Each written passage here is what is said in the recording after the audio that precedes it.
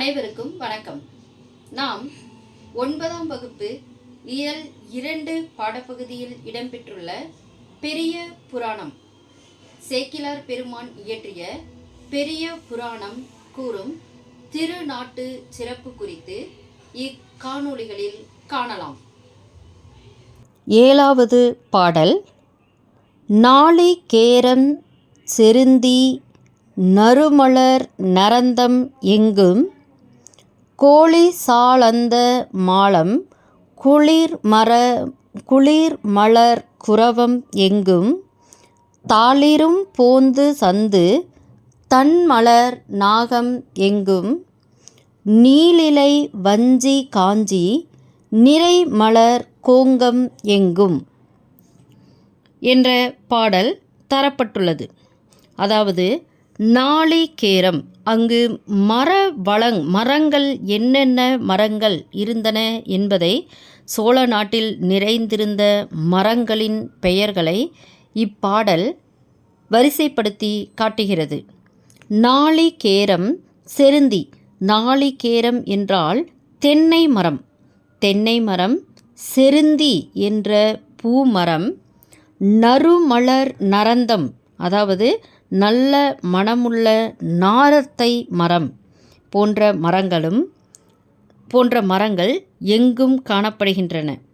அது மட்டுமல்லாமல் கோழி சாளந்த மாலம், அதாவது கோழி என்றால் அரச மரம், சாளம் என்றால் ஆச்சாமரம்.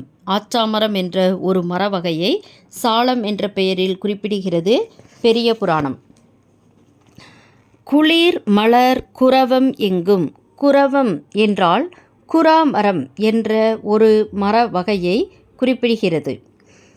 குளிர் மலர் குரவம் எங்கும், குளிர்ந்த மலர்களை தரக்கூடிய குரவம். அதாவது கோழி அரச மரமும் ஆச்சாமரமும் குளிர்ந்த மலர்களை தரும் குரவ மரமும் அங்கு நிறைந்து காணப்படுகிறது. அடுத்ததாக தாளிரும் போந்து சந்து, அதாவது இரும்போந்து என்றால் பருத்த பனை மரத்தை குறிக்கிறது. இரும்போந்து என்பது பருத்த பனை மரம். சந்து என்றால் சந்தன மரத்தை குறிக்கிறது.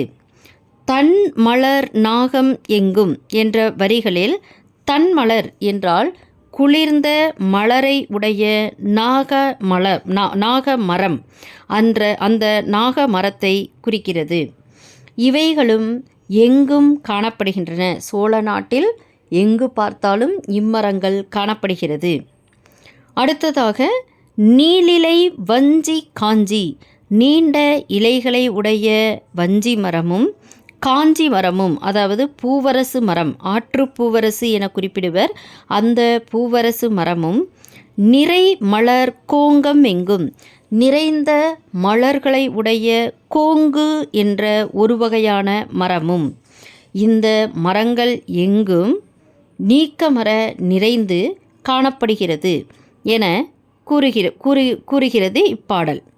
அதாவது சோழ நாட்டில் காவிரி பாய்ந்து ஓடும் பாதை எல்லாம் தென்னை, செருந்தி, நறுமணமுடைய நரந்தம் போன்றவை உள்ளன. ஆச்சாமரம், அரச மரம், கடம்ப மரம், பச்சிலை மரம், குளிர்ந்த மலரை உடைய குறா மரம் போன்றவை எங்கும் வளர்ந்துள்ளன. அது மட்டுமல்லாமல் பெரிய அடிப்பாகத்தை கொண்ட பனையும் சந்தனம், குளிர்ந்த தன்மை உடைய நாக மரமும் செழித்து வளர்ந்துள்ளன. நீண்ட இலைகளை உடைய வஞ்சி காஞ்சி மலர்கள் நிறைந்த கோங்கு முதலியவையும் எங்கெங்கும் செழித்து வளர்ந்துள்ளன. இவ்வாறு சோழ மண்டலம் முழுவதும் சீர்மை பெற்று, அதாவது சிறப்பு பெற்று காணப்படுகிறது என கூறுகிறது இச்செய்யுள். காவிரி பாயும் சோழ வள நாடு அனைத்து வளங்களையும் பெற்று பிற நாடுகள் சோழவள நாட்டிற்கு ஈடாக மாட்டா என்றும் சொல்லத்தக்க வகையில் அமைந்துள்ளது இப்பெரிய புராணத்தில் உள்ள திருநாட்டு சிறப்பு கூறும் இந்த செய்யுள் வரிகள். இதன் மூலம் சோழ நாட்டின் சிறப்பையும் நீர் வளத்தையும், நீர் வளத்தால் சோழ நாடு எவ்வாறு செழிப்புற்று விளங்குகிறது என்பதையும் நம்மால் மிக தெளிவாக உணர முடியும். நன்றி.